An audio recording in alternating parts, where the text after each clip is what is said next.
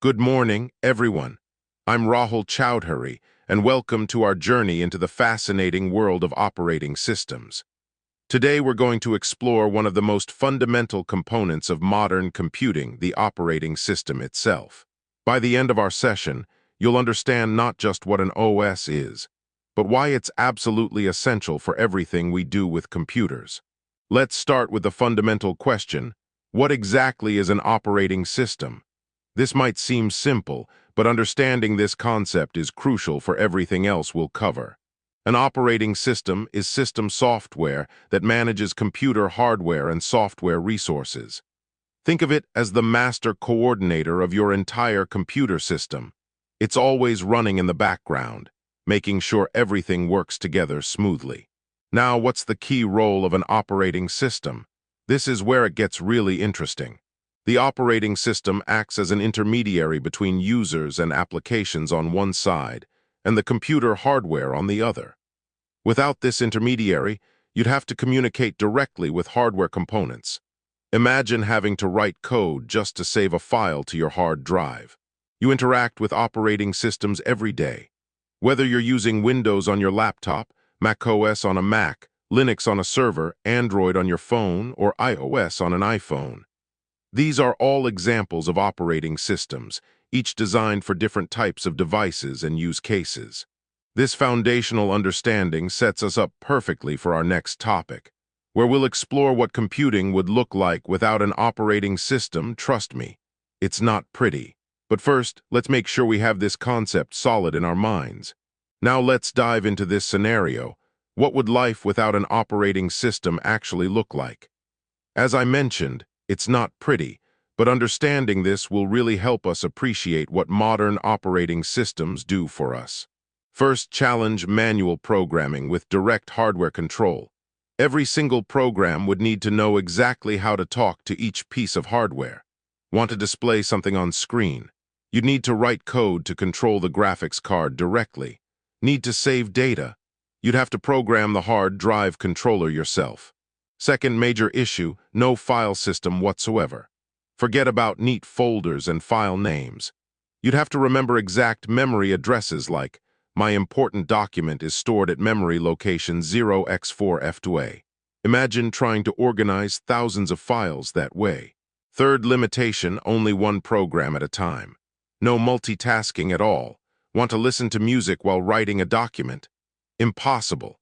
You'd have to close your music player, open your word processor, write your document, close it, then reopen your music. Incredibly inefficient. And here's the biggest challenge of all: every programmer would need to be a hardware expert. You couldn't just focus on solving problems or creating great applications. You'd spend most of your time figuring out how to make your program work with keyboards, mice, printers, and every other piece of hardware. Can you imagine the chaos? It would be like every chef having to build their own stove, grow their own ingredients, and manufacture their own cooking utensils before they could even start cooking. This is exactly why operating systems became essential. They handle all this complexity for us. Perfect. Now that we understand what life would be like without an operating system, let's explore exactly why we need one.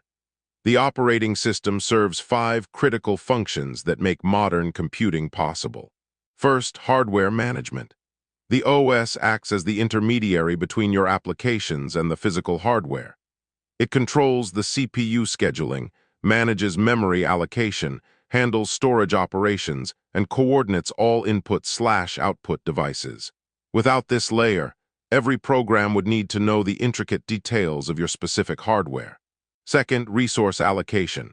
Modern computers run multiple programs simultaneously: your web browser, music player, word processor, and background services. The OS efficiently shares system resources like CPU time, memory, and storage among all these programs, ensuring fair access and preventing conflicts. Third, the user interface. The OS provides that familiar desktop, file explorer, and menu systems that make computers accessible to everyone. Imagine if you had to type complex machine code commands just to open a document. Fourth, security and protection. The OS acts as a security guard, controlling which programs can access what resources, protecting your files from unauthorized access and preventing malicious software from damaging your system. Finally, program execution. The OS knows how to load applications from storage into memory, allocate the resources they need, and manage their execution. It handles the complex process of running multiple programs concurrently without them interfering with each other. These 5 functions work together seamlessly to create the computing environment we rely on every day. Next, we'll see how this all comes together through a helpful real-world analogy. Perfect. Now let's make operating systems even more relatable by using an analogy we can all understand. Think of an operating system as a city manager who oversees and coordinates all the services in a bustling city. Just like a city manager coordinates traffic, utilities, public services, and ensures everything runs smoothly, an operating system manages all the computer's resources and ensures different programs can work together harmoniously. In our analogy, applications are like businesses in the city. Each business, whether it's a restaurant, bank, or shopping mall, needs city resources to operate. Electricity, water, roads for customers to reach them, and waste management services. The hardware components are like the city's utilities and infrastructure. The CPU is like the power grid providing processing power. Memory is like the water system storing and flowing data, and storage devices are like the road network connecting everything together. One of the city manager's most important jobs is resource allocation, making sure every business gets fair access to utilities without any single business hogging all the power or water. Similarly, the OS ensures fair CPU time and memory distribution among all running applications. Finally, just as a city provides common services that all businesses can use like postal service, emergency services, and public transportation, the operating system provides shared services like file management, printing, and network access that all applications can utilize. This city manager analogy helps us understand that an operating system isn't just a piece of software. It's the coordinator, the mediator, and the service provider that makes modern computing possible. Next, let's test our understanding with some fundamental OS concepts. Now that we understand why operating systems are essential, let's examine where they fit in the overall computing architecture. This diagram shows the complete system architecture as a layered computing stack. Each layer has specific responsibilities and communicates with adjacent layers through well-defined interfaces. At the bottom, we have the hardware layer, the physical foundation containing the CPU for processing, memory for temporary storage, permanent storage devices, and input/output components. Above that sits the operating system layer. This is where the kernel manages core functions, device drivers handle hardware communication, and system services provide essential operations. The application layer contains all user programs and software applications, from web browsers to games to productivity tools. These rely on the OS to access hardware resources safely. Finally, at the top is the user interface layer, providing both command line interfaces for power users and graphical interfaces for everyday interaction with the system. The key principle here is layered communication. Each layer only talks to the layers immediately above and below it through standardized interfaces, creating a clean separation of concerns and making the system more maintainable and secure. Now that we've seen the layered architecture, let's dive deeper into the specific components that make up an operating system and understand their individual roles. We can break down the OS into 5 major components, each with a specific responsibility in managing your computer's resources. First, we have the kernel. Think of this as the heart of the operating system. It's the core component that directly manages hardware resources and provides the fundamental services that everything else builds upon. Next is the file system, which organizes and manages data storage on your disks. It's like a sophisticated filing cabinet that knows exactly where every piece of data is stored and how to retrieve it efficiently. The process manager controls program execution and handles multitasking. When you're running multiple applications simultaneously, This component decides which program gets to use the CPU and when. The memory manager allocates and tracks RAM usage, ensuring each program gets the memory it needs without interfering with others. It's like a smart librarian managing limited study spaces. Finally, device drivers enable communication with hardware devices.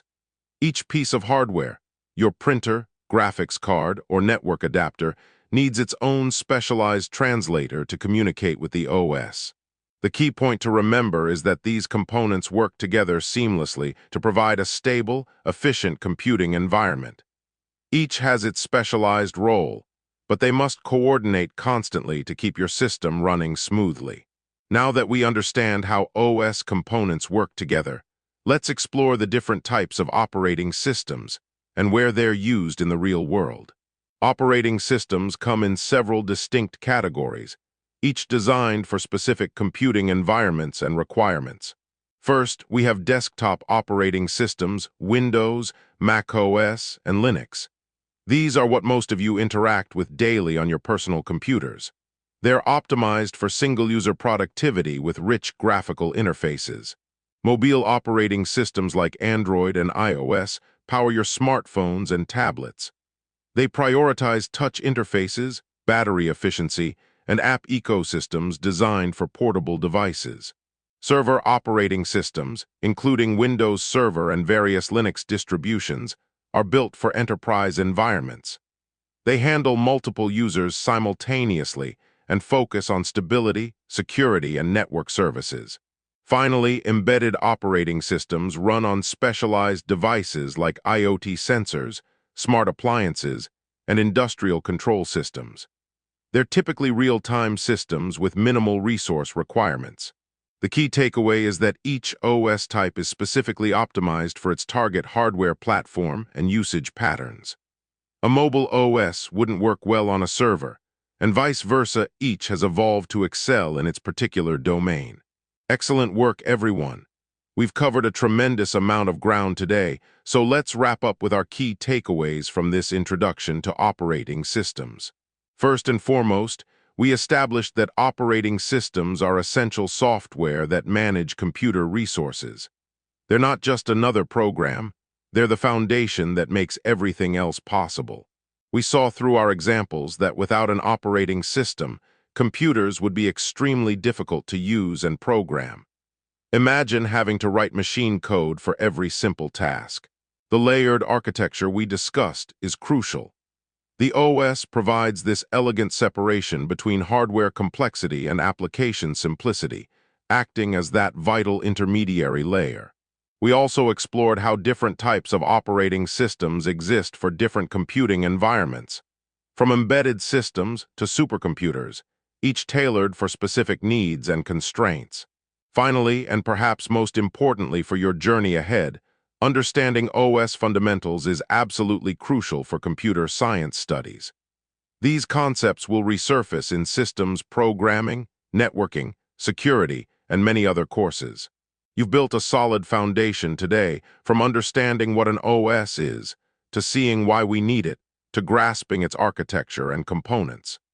Take these concepts with you as you continue exploring the fascinating world of computer systems. Great work today, everyone.